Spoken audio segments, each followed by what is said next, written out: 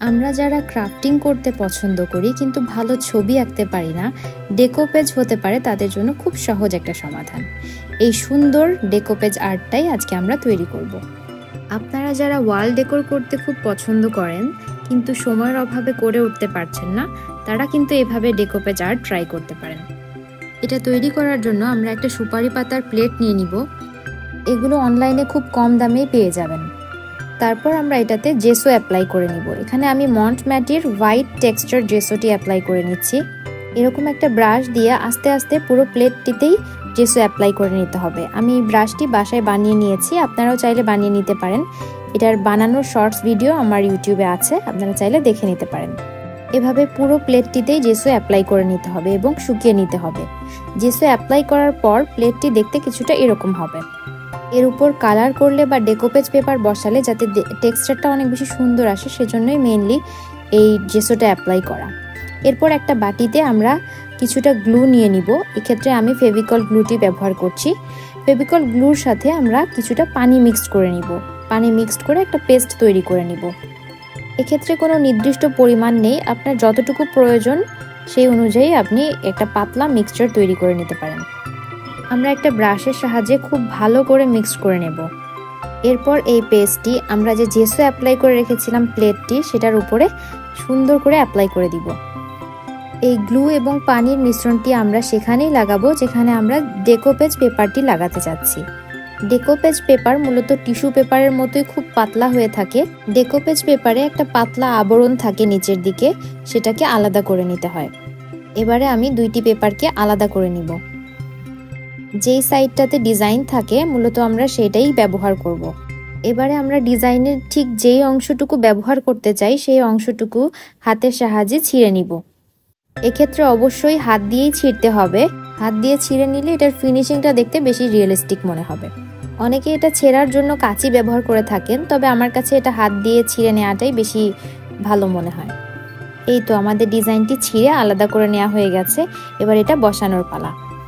প্লেটের উপরে আমরা গ্লু এবং পানির যে মিশ্রণটি লাগিয়ে রেখেছিলাম সেটা শুকানোর আগেই ভেজা থাকতে থাকতেই ছিঁড়ে রাখা ডেকোপেজ পেপারটি আস্তে আস্তে বসিয়ে দিতে হবে।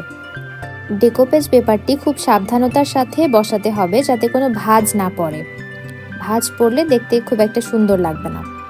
ডেকোপেজ পেপারটি খুব ভালোভাবে বসানো হয়ে গেলে আমরা গ্লু এবং পানির যে মিশ্রণটি তৈরি করে রেখেছিলাম সেটার আরেকটি কোট অ্যাপ্লাই করে দিব।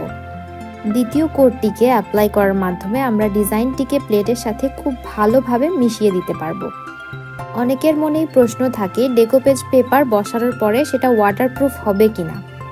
আমরা যদি শেষে ভার্নিশ ইউজ করে থাকি তাহলে সেটা অনেকটাই ওয়াটারপ্রুফ হয়ে যায়। ক্ষেত্রে এই ওয়াল ডেকোরের উপরে যদি কোনো ময়লা পড়ে থাকে সেক্ষেত্রে আপনারা একটা ভেজা কাপড় দিয়ে আস্তে আস্তে মুছে ফেলতে পারেন।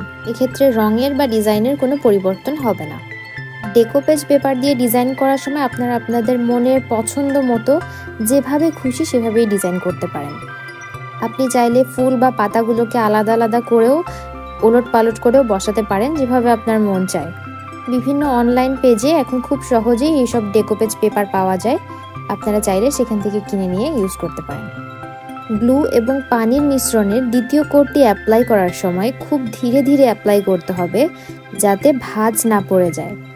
দ্বিতীয় কোটটি হালকা ভেজা থাকতে থাকতেই অ্যাপ্লাই করে দিতে হবে। এখানে আমি আলাদা করে একটা ফুলের কলি ছিঁড়ে নিয়ে সেটাকে ডিজাইনটাকে আরও বেশি অ্যাট্রাকটিভ করার জন্য সুন্দর করে বসিয়ে দিচ্ছি। এই ডেকোপেজ পেপার বসানোর সময় খেয়াল রাখতে হবে পেপারের যে এজেসগুলো আছে সেগুলো যেন প্লেটের সাথে খুব ভালোভাবে মিশে থাকে। এজন্য আমরা যে গ্লু এবং পানির মিশ্রণটি ব্যবহার করেছি সেটি খুব ভালোভাবে অ্যাপ্লাই করতে হবে। আপনাদের যদি ডেকোপেজ সম্পর্কিত আরও কোনো প্রশ্ন থেকে থাকে তাহলে আপনারা কমেন্টে জানাতে পারেন, আমি সেগুলোরও উত্তর দেওয়ার চেষ্টা করব। ডেকোপেজ পেপার দিয়ে আসলে খুব সহজে এবং খুবই দ্রুত একটা ডিজাইন তৈরি করে ফেলা যায়, যে কোনো কিছু ডেকোরেশন করে ফেলা যায়। আপনার বাড়িতে পড়ে থাকা কোনো ফেলনা জিনিসকেও আপনি খুব সহজে এই ডেকোপেজ পেপারের মাধ্যমে নতুন একটা রূপ দিতে পারেন। এখানে আমি ডিজাইনটিকে আরও বেশি সুন্দর করার জন্য আরেকটি পদ্ম ফুল কেটে লাগিয়ে দিচ্ছি।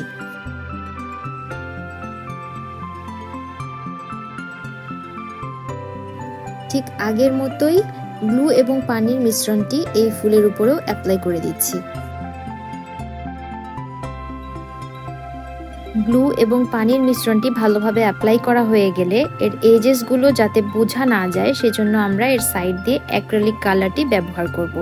এক্ষেত্রে আমি সাদা কালারটি ব্যবহার করেছি। আপনাদের ডিজাইনের সাথে সামঞ্জস্যপূর্ণ যে কোনো কালার আপনারা ব্যবহার করতে পারেন।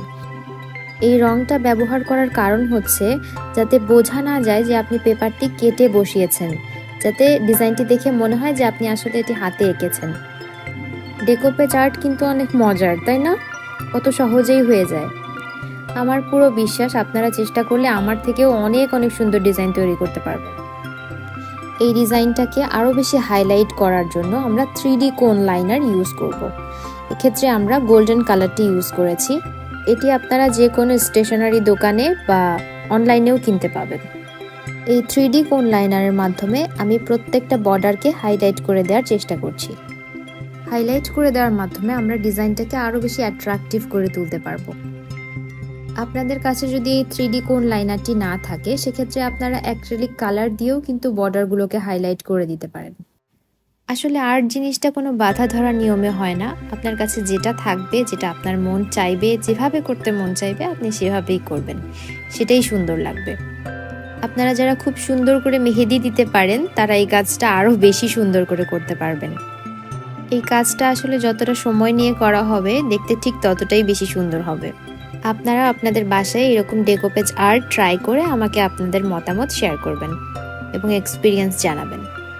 এরপরে আমি 3D কোন লাইনার থেকে একটু রং হাতের আঙ্গুলে নিয়ে সেটাকে প্লেটের কর্নারে এভাবে করে আস্তে আস্তে লাগিয়ে দিচ্ছি যাতে কর্নারগুলোও হাইলাইট হয়ে যায়। এই তো আমাদের ডিজাইনের কাজ মোটামুটি কমপ্লিট। এবার আমরা ভার্নিশ অ্যাপ্লাই করব। ডিজাইনটাকে প্রোটেক্ট করার জন্যই মূলত ভার্নিশটা অ্যাপ্লাই করা। এক্ষেত্রে আমি মন্ট ম্যাটির গ্লস অ্যাক্রিলিক ভার্নিশটি ইউজ করছি। আপনারা চাইলে অন্য যে কোনো ভার্নিশ ইউজ করতে পারেন। ভার্নিশটি কিন্তু ডিজাইনটি সম্পূর্ণ শুকানোর পরেই অ্যাপ্লাই করতে হবে। ভেজা থাকা অবস্থায় একদমই অ্যাপ্লাই করা যাবে না।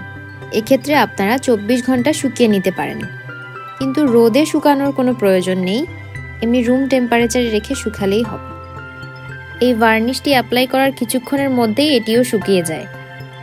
এই তো কথা বলতে বলতেই তৈরি হয়ে যাচ্ছে আমাদের ওয়াল ডেকোর। দেখলেন তো কত সহজেই তৈরি হয়ে গেল ডেকোপেজ পেপার দিয়ে ওয়াল ডেকোর। তাহলে আজকে এই পর্যন্তই। আল্লাহ হাফেজ।